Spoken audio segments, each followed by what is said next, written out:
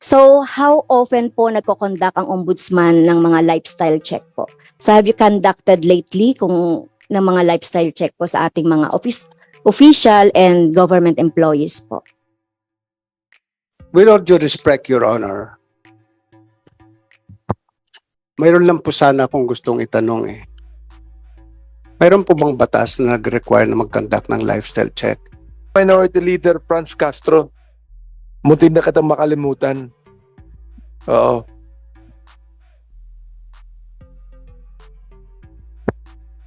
Muntik na rin ako mag-point of order, Mr. Chair. Anyway, magandang umaga po sa ating lahat, sa ating colleagues, sa pamilya po ng ombudsman. Okay, so ang tanong ko po first ay yung tungkol po sa confidential fund. Okay, so sa confidential fund po, Mr. Chair, from 2016 to 2024. So, mapapansin po natin yung confidential fund na appropriated ay like 20 million in 2016. Actual obligation is 8 million. 2017, 20 million. Obligation is 14 million. 2018, 20 million. Actual obligation is 13.4 million. 2019, 33.7 million. And then yung obligation po is 26.9 million.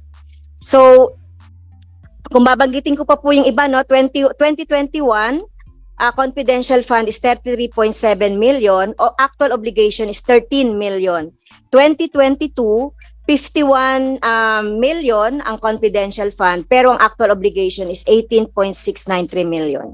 2023, 31 million, so wala pa po yung yung obligation, actual obligation. And then, you proposed 51.4 million for 2024. So, ang first question ko po dun sa confidential fund. So, ganun po yung yung ina-appropriate, pero yung utilization, makikita natin ay mga 40 to 45% on the average. Can you explain that, Mr. Chair? Kung makakapagtipid po kami, bakit nga ba hindi? Kung kami po ay makikisuyo sa Intel community na hindi kami gagastos, bakit nga ba hindi namin gagawin? Kung may dadaan namin sa ngiti doon sa mga members ng ISAF na amin sometimes kinakausap para tulungan kami mag-imbestiga, bakit nga ba hindi? So kung makakatipid kami, gagawin namin. Ngayon, with respect to this confidential fund, I must be honest with you that the 51 million given to us by the DBM, which is the same amount that was proposed to the Office of the Ombudsman for the 2023 budget. 2022. 22? 2022. Yeah. Yeah. You can also, for 2023, I think it was also 31. 30 million, 31 million. Pwede nyo bawasan ulit ng 20. Gawin nyo ulit yung confidential fund namin na 31 million. Yung 20 million, isilagay niya lang po ninyo kung pwede po sa MOE. We will learn to survive with the small amount that you will give us. I promise you that. Kaya sabi ko nga po, kung kami po ay makikisuyo sa Intel community na idadaan sa tasang kape, marami po kami kaping barako sa opisina o idadaan sa ngiti, gagawin po namin. Maraming pong salamat. Yes, thank you very much, Mr. Chair, dun sa explanation po ng ating Honorable Ombudsman. So, napapansin lang po natin, no, dahil tama po yung sinabi nyo kanina at inamin nyo na napakabagal po noong investigation, nung lahat ng yung ilang mga kaso. At kanina nga po yung ating pong colleagues earlier, sinabi niya po yung yung percentage ng mga natatapos na kaso. So, kung meron pong ganitong confidential fund ay bakit po na natitipid? So, hindi po ba dapat ay gamitin ito kung talagang gamit? Kasi hindi naman to pwedeng gamitin sa iba eh. So, itong sinasabi natin kasi kung nagsisave po tayo, kinako-compromise natin yung halimbawa yung mga programs kasi itong confidential fund, you have to submit yung programs, activities and project na related sa confidential. So, I hope, 'di ba, na ano niyo po 'to, na utilize niyo considering na marami tayong iniimbestigahan na mga kaso.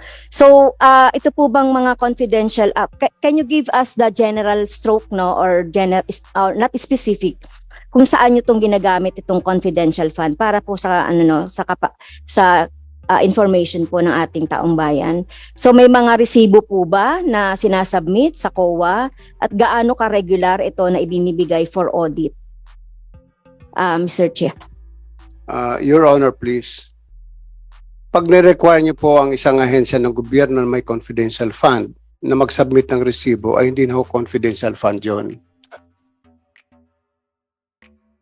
Kasi Mr. Chair, gusto ko lang pong gusto ko lang pong doon. Safe house, Kasi nire-require po yon ng joint circular. So hindi po pwedeng kasi meron po tayong joint circular 2015 regarding sa confidential fund. Pero hindi po nakakatawa na sabihin natin na hindi tayo nagsasubmit ng mga resibo. So I beg to disagree po, no. Kailangan din natin mag-follow po doon sa JC 2015. Pagpaunmanhin po ninyo, pero mula po na ako'y maging ombudsman, wala po nagsabi sa akin na mag-submit po kami ng resibo, dahil paano ko po re-resibuhan ang isang intelligence officer na sinuyo ko tingnan ang isang bagay o isang kaso. Ano ho yung resibo ilalagay ko doon? Paano ho ililiquidate sa akin ng intel officer? If I get a safe house, magtataka pa ho kayo, ba't ako kumuha ng safe house? Baka naman yung safe house na yun ay hindi totoong safe house, kundi motel.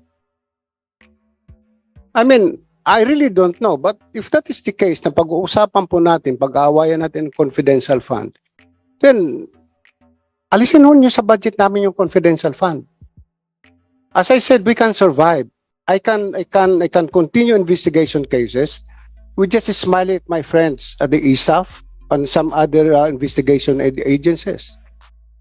Madali lang po yun eh. I call my friends in the provinces. I call some police officers in the provinces. I ask them for their support. Kung kailangan mag-utos sila ng tao para i-verify kung totoo ito, din doon po kami gumagastos ng transportation expense ng pagkain ng tao. So paano ililiquidate po sa amin yon? Paano kami mag-submit ng resibo? Napakahirap po yata noon na mag-submit kami ng resibo. At siguro wala namang papayag din sa amin na intel officer na pag binigyan ko ng 50,000 pesos o i-liquidate mo sa akin, na tuwing sakay niya ng taxi, kung siya ay may, which I did it before, na pinamanmanan ako isang empleyado ng ombudsman, pinasundan ko. Abay, siguro mahihirapan yung intel officer na every now and then bibigay sa akin yung mga resibo ng gasolina. At pag niliquidate ko yung resibo ng gasolina na yon as my own expense, baka sabihin ng COA, hindi pwede kasi hindi ka pwede mag-claim ng gasoline expense because you have your transportation allowance. So I don't think a receipt is important. What is needed is that we make a certification, we issue a certification to the effect that we have spent the confidential fund for purposes of investigation of cases. Bakit po kami nakakatipid? Noong araw po, kuminsan lumalakad po na investigador 5. Yung 5 pong yun, binawasan ko. Kasi ang aking philosophia, kung kayang gawin ng isang Little Indian, yung gawain ng 10 Little Indian, bakit hindi ba nga ba gawin ng isang Little Indian? So just like when I was investigating the case of the onions, yung mga sibuyas, may mga isang tao kung pinalalakad o 2. Kung medyo delikado yung lugar na pupuntahan, 3 sila akong pinapupunta. Yun po ang pero hindi ko sinasabi sa kanila, magbigyan nyo ako ng resibo. Kasi pag sila'y pupunta rin doon, mayroong mga binabayaran din sila mga tao na sinusuyong tao na to gather more evidence for us. Marami pong salamat. Yes, thank you very much po doon sa explanation. Siguro with due respect to our ombudsman, hindi po ito nakakatawa, no? At hindi ito pwedeng sabihin na walang resibo dahil taon-taon po nakikita natin tumataas ang confidential fund. So kung ganyan po yung sinasabi ninyo, so baka ma-encourage ang mga lahat ng government offices na gumamit na lang ng confidential fund kung wala naman itong resibo. Kaya nga po meron tayong circular na dapat pong sundan ng ating lahat ng mga agencies. And ako personally, kung talagang mga investigation yung ombudsman, pwede rin tayo dapat na mag-ano ng confidential, pero dapat with the proper liquidation ng mga ganito. Kasi kung sasabihin niyo na kahit wala na kaming confidential fund, so it's all right, mailagay yan doon sa dapat na paglagyan, katulad ng sinasabi niyo kanina, and other services. But to remind the ombudsman, dapat po maging observe natin yung due diligence at saka yung sa paggamit nitong confidential fund. So yun lang po. At saka yung savings, pag sinasabi po natin na savings, yun nga po yung ginagawa, minsan nagdududa kami, maraming mga PS na hindi naman nagagamit, nagsisave sila and so on. Kaya dapat magamit po ito. So, yung next po ay tungkol doon sa Memorandum Circular number 1 as regards to the submission ng mga SALN. So, nagsasubmit po ba ng SALN ang Presidente at Vice President? Yes, Lately, Your Honor. okay. Thank you po. Yes, Your Honor. The President, I think President Ferdinand Marcos Jr. and Vice President Sara Duterte has submitted their Okay. Thank you for the information. Doon po sa Memorandum Circular number 1, Section 6, lifestyle check, even without SALN. So, how often po nagko-conduct ang ombudsman ng mga lifestyle check po? So, have you conducted lately ng mga lifestyle check po sa ating mga official and government employees po? With all due respect, Your Honor, mayroon lang po sana akong gustong itanong eh. Mayroon po bang batas na nag-require na mag-conduct ng lifestyle check? Nagka-conduct po kami ng lifestyle check in connection with cases that we're investigating. Nagka-conduct po kami ng lifestyle check pag nag-file ng kaso for unexplained wealth. Nagka-conduct po kami ng lifestyle check nang hindi na namin kailangan i-publicize pa that we're conducting a lifestyle check on this particular government official or employee. But the only question is, what law has been violated? The law on lifestyle check, where there is none? Or shall we proceed to forfeiture when we find that the properties of this particular government official or employee is not commensurate to his salary? Which again is debatable. Marami po sa ating maraming pera o maraming ari-arian na maring not commensurate sa kanyang income. Pero lingid sa ating kaalaman, yung asawa ay nagdinegosyo. Lingid sa ating kaalaman ay nagbabayad naman pala ng tamang buwis. But para sabihin na nagla-lifestyle check kami at ito ay ipangalandakan namin sa publiko, hindi po namin gagawin yon.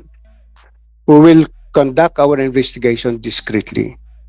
I must admit we are now conducting some lifestyle check on some government officials, but I cannot say sino po sa kanila. Yes, thank you po. Hindi ko naman po sinasabi na sasabihin nyo. Tinatanong ko lang po kung I'd nagaganap like to yung... remind Yes, thank you, Congresswoman Fran. Mr. Chair. Last na po ito. Okay. So, hindi ko naman po sinasabi na sabihin nyo kung sino po yung nila lifestyle check nyo po. Kasi it is in your memorandum po na on Memorandum Circular number 1, Section 6. So, yun lang po, Mr. Chair, at maraming salamat po sa ating ombudsman. Thank you, Congresswoman Franz Castro. I would expect later on, ikaw na mag-terminate sa minority ng budget ng ombudsman. Hindi pa. Anyway, I'd like to call Representative Mark Go for his interpellation. Thank you very much, Mr. Chair. ating pong Ombudsman Samuel Martires at sa mga ibang kawani ng Ombudsman. Habang sumasagot po si Ombudsman Martires, ako po'y talagang nakikinig at ako po'y natouch sa kanyang mga very candid at makadiyos na sagot sa ating pong mga katanungan. At dahil po dito, ako po'y naniniwala sa kanyang binanggit na kailangan natin talagang yung God values formation sa pagsugpo ng korupsyon sa ating bansa. It all starts from us, from our people. Kaya kailangan po natin siguro, dahil ako po is nasa Committee on Higher and Technical Education, titignan ko po ito kung pwede po tayong gumawa ng educational na batas na ang pagtuturo ng isang God or yung values centered on God should be included not only in the higher education curricula but also in the basic education. Napakahalaga po nito. It should be self-driven among us and among the people who will pursue a move against this corruption. Pangalawa po, gusto ko pong suportahan yung nabanggit ng ating Deputy Ombudsman Chua na kailangan isama natin as special provision dito po sa ating GA, yung provision na yung income na masisave ng ating ombudsman ay magamit nila sa kanilang ibang mga proyekto within the agency, no? At pangalawa, yung bigyan ng kapangyarihan ang ating pong ombudsman na na-restructure yung opisina para po maging epektibo. Ako po ay naniniwala na kailangan hindi lamang tama yung paggastos ng budget, kundi maging episyente. Kaya kung may savings ang departamento, dapat i-praise pa nga natin kung talagang may savings dahil they did a lot of efforts in reducing the cost in their operation. At yun ay magamit sa ibang bagay na makakatulong sa ating bansa.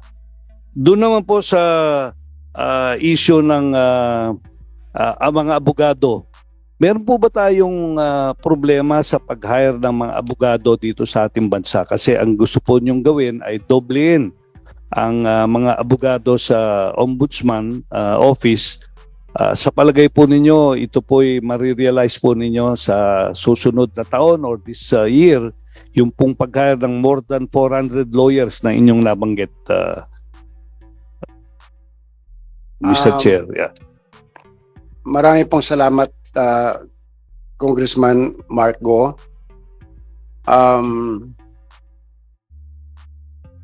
Sana nga po matapos namin tong taon na ito. Kanya lang ang problema namin ngayon sa isang posisyon kung minsan 200 ang aplikante. So if we're talking of an additional of 300 lawyers, you expect that pang ilan? 100. So medyo nahihirapan sa interviews, but we will try to finish all these things before the year ends. Kaya lang naman nabalam din ang hiring namin noon because we were trying to rationalize ano ba talaga gagawin ng mga lawyers natin. Saan natin sila talaga? Anong gagawin nila? Yun lang po. Thank you, Mr. Chair, Mr. Ombudsman. Yung pong pangatlawang tanong ko, nabanggit kanina ninyo na kung pwede, yung COA sa pamagitan po probably ng isang legislation na kung meron lang silang observation on their audit, hindi na muna i-publish ito. Lalong-lalo na at the end of the day, after the audit, gumagawa naman po sila ng exit meeting with the concerned agency. Ito po talaga palagay ko tama kasi po ako'y galing sa pribadong organisasyon.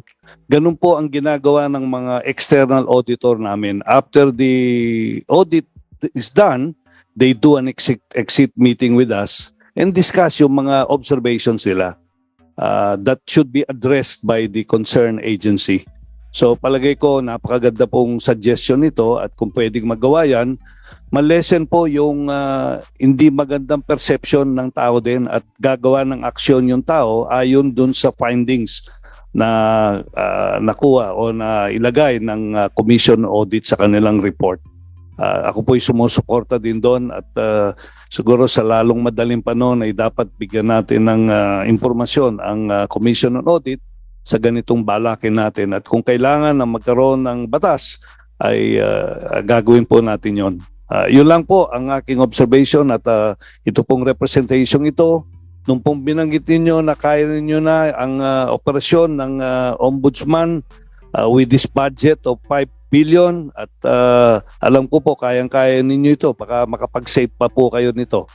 At ako po'y